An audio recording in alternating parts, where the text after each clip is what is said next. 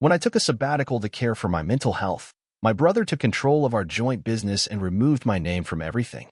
"You were too weak to lead," he told our employees. I let him think I'd given up, until the auditor I hired found dozens of transactions he couldn't explain, and when I called for a board meeting. I'll never forget the moment I realized my brother saw me as disposable. 15 years ago, we started the company together in Portland. I had just turned 30, and Marcus was 2 years younger. We weren't rich. We didn't have investors. We just had a beat-up cargo van, 2 laptops, and a ridiculous idea that we could outwork the bigger players in logistics. I was the guy in the background: operations, payroll, taxes, vendor contracts. He was out shaking hands, whining and dining, making friends in the industry. It worked because we trusted each other. Or at least I did. Things started falling apart after my divorce. I was married for 12 years. I didn't see the end coming. One day, my wife said she didn't know who I was anymore. She said I was somewhere else, always distracted. She wasn't wrong. I was working 70-hour weeks and waking up at 3 a.m. to respond to client emails. After she left, I unraveled. I started having panic attacks again, like back in college. Heart racing, numb arms, dizzy spells. My doctor said it was stress. My therapist said I was burning out. I tried to keep going, but I was making mistakes, forgetting meetings, misplacing invoices. I hated how weak I felt. So I made a decision I never thought I would. I asked for help. I asked for time. I called Marcus into my office and said, "I need to step away for a while. 6 months. Maybe less. I'll stay on top of the financials remotely. You handle the day-to-day." He didn't hesitate. "Of course, man. Family first. I've got this." He looked me in the eye when he said it. I notified the board. Everyone nodded support. "Take care of yourself," they said. "You've earned it." I walked out of that office ashamed, but also hopeful. I thought I'd be back in 6 months to a place that still had space for me. I was gone for 7 months in total. I didn't sit around. I worked on myself: intensive therapy, EMDR, daily routines, meds, better sleep. I came back clearer, calmer, sharper. But when I returned, it was like I didn't exist. The company's name was still the same. But mine wasn't on the lobby plaque anymore. My key card didn't work. My name wasn't on the internal directory. I stood there, outside the office I built, while the receptionist gave me a blank look. I texted Marcus, "I'm back. Can we meet?" No answer. I waited 2 hours. Finally, he showed up, acting surprised. "What are you doing here?" he asked. He said it like I was trespassing. I laughed, confused. "What do you mean?" "I'm back. I told the board I'd be in today." He gave me a smug smile I hadn't seen before. "The board's moved on. You stepped away." I stepped up. "It's handled." I asked to see my office. He shook his head. "It's not your office anymore." I stood there in disbelief. "You were too weak to lead," he said, loud enough that I saw 2 employees at their desks glance up. That line followed me home. Too weak to lead. In the weeks that followed, I discovered just how far he'd gone. He hadn't just filled in for me, he replaced me. He pushed changes through the board while I was gone, used my absence as proof of instability. He got the board to approve a clause restructuring, basically removing my voting rights and redistributing them for company stability. He told them I was mentally unfit, that I might sue, that I was unstable. They believed him. Or maybe they just didn't want conflict. I still had stock, but he turned it into meaningless paper. I lost my company without ever selling it. I drank a lot that month. I ignored friends. I let myself spiral. But then I remembered something. I still had copies of all our original documents. Articles of incorporation, early financials, vendor contracts. I started reviewing them every night. I became obsessed. That's when I noticed discrepancies. A few things didn't add up. Transfers made while I was technically still on payroll. New vendor names I didn't recognize. Company expenses that didn't match operations. So I hired an independent auditor. Someone outside our usual firm. I didn't tell anyone. I paid out of my own pocket. 3 weeks later, he sent me a 53-page report. It read like a damn crime novel. There were consultants being paid $10,000 a month who didn't exist. A software development firm we'd never used. Rental payments to a luxury condo that was supposedly a client meeting space, but was registered under Marcus's girlfriend's name. Nearly $700,000 in questionable transactions. over a span of 2 years, most of which occurred while I was away. I wanted to throw something. I wanted to scream. But I didn't. I built a plan. I called for a board meeting. Legally, I still had the right as co-founder to demand one. Marcus tried to cancel it. He said there was no need. The board tried to placate me. Let's talk privately, they said. I refused. I showed up with the auditor and hard copies of everything. Every line item. Every contract. Every false payment. When the auditor began speaking, the whole board went dead quiet. Marcus looked like he was about to choke. I didn't say much. Just enough. You all let him use my illness to stage a takeover, I told them.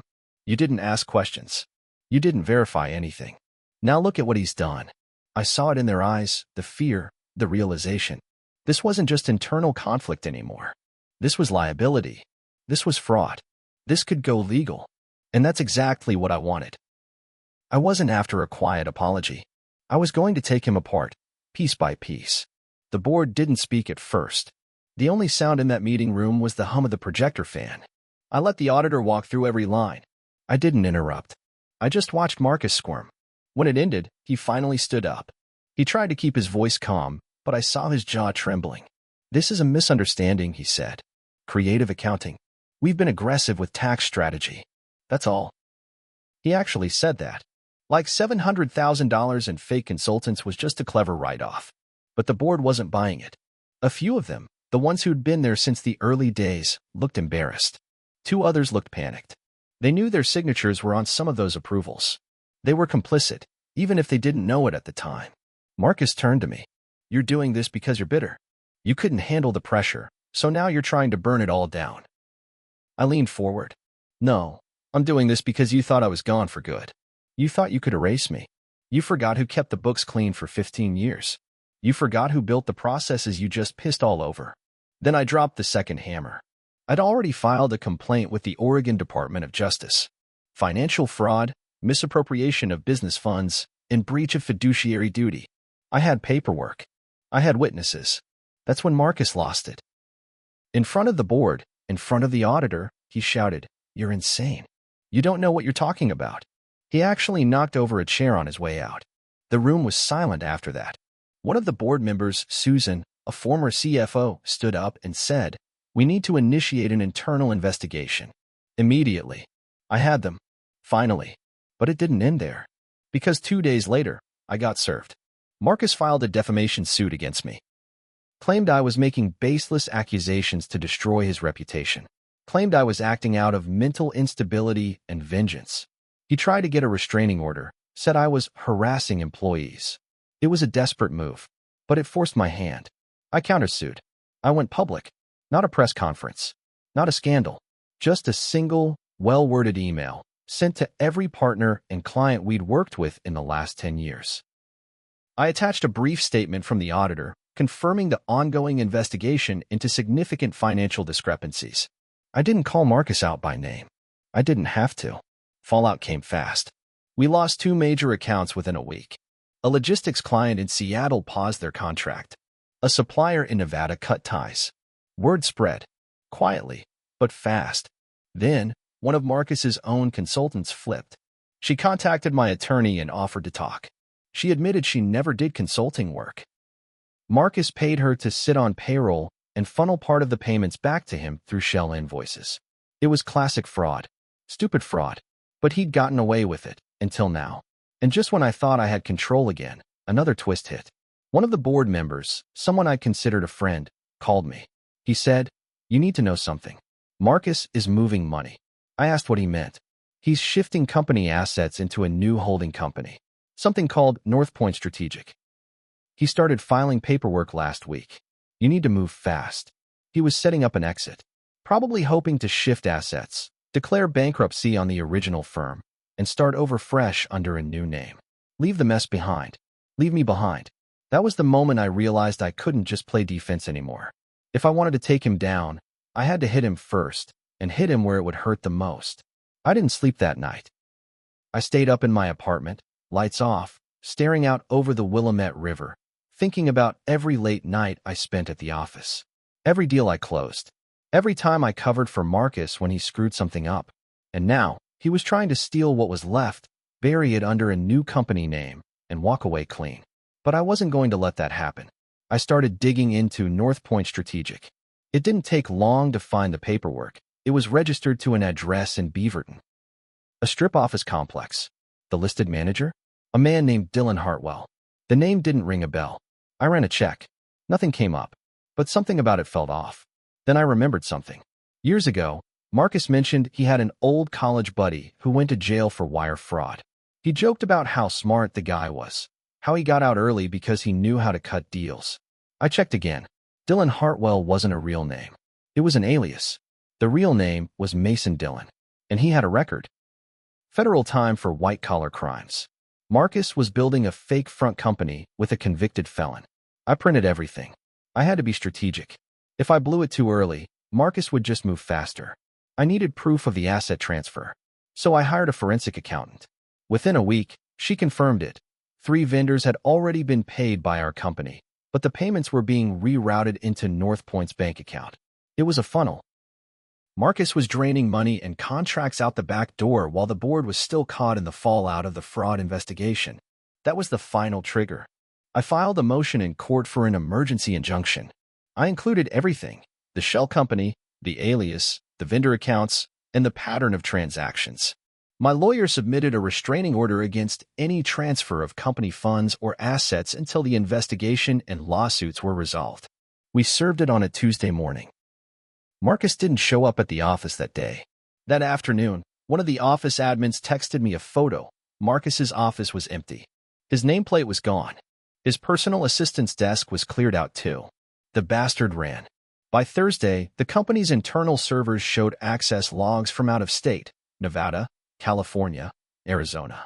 He was logging in remotely, trying to clean things up, delete emails, move files. But he didn't realize our IT guy was still loyal to me. Every file Marcus touched was archived, every deletion logged. And then came the part that hit me hardest. The auditor found one more payment. One final transaction. He had used company funds, our company funds, to cover a private treatment center bill. Not mine. His. Marcus had checked himself into a luxury rehab clinic 6 months ago. Quietly. For exhaustion, according to the intake records. Paid in full by company card. Half a year before he told the board I was mentally unfit to lead. He was the one unraveling. He just hit it better. I stared at the paperwork, stunned. It was all projection. Everything he accused me of, he'd done himself. But I wasn't going to use that piece yet. No. That little bomb needed the right moment. The board wanted one final meeting to discuss his removal, and I knew exactly how I'd handle it. The final board meeting was held on a Monday morning, 9 a.m. sharp.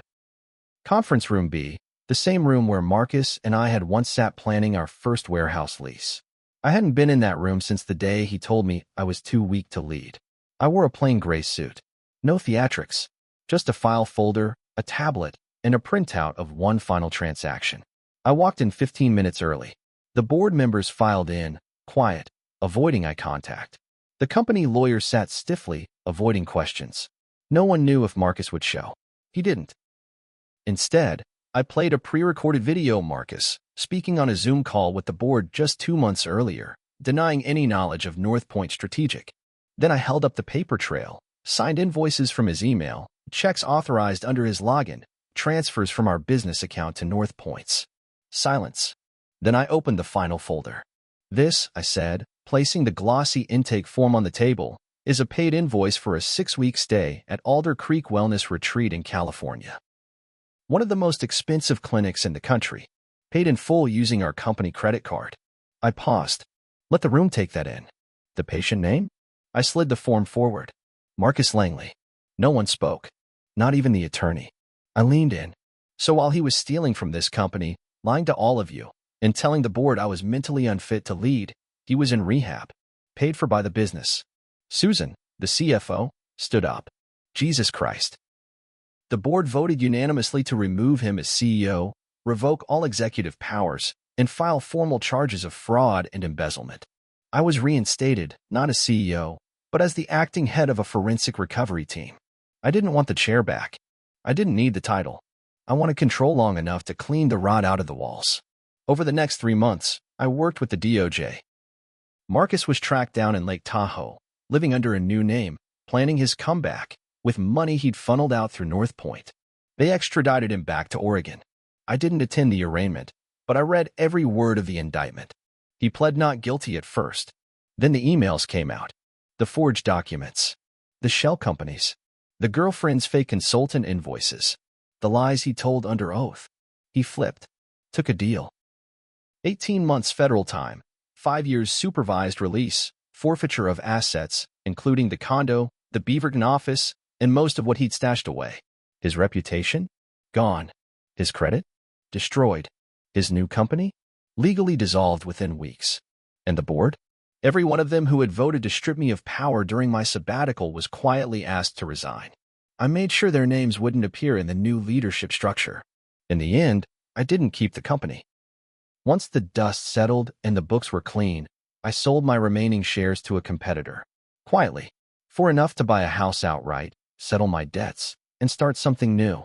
I haven't spoken to Marcus since the trial. I don't plan to. The last thing I told him was in a letter I had delivered to his attorney. Just one line. You were right about one thing. I wasn't fit to lead. Not then. But I'm the reason this company survived. And now, I'm the reason you're going down. He never replied. But I heard, from someone who saw him inside, that he keeps to himself now. Doesn't talk much. Spends most of his time alone. Good. Let him sit in it. That's what betrayal costs. That's what family like him deserves.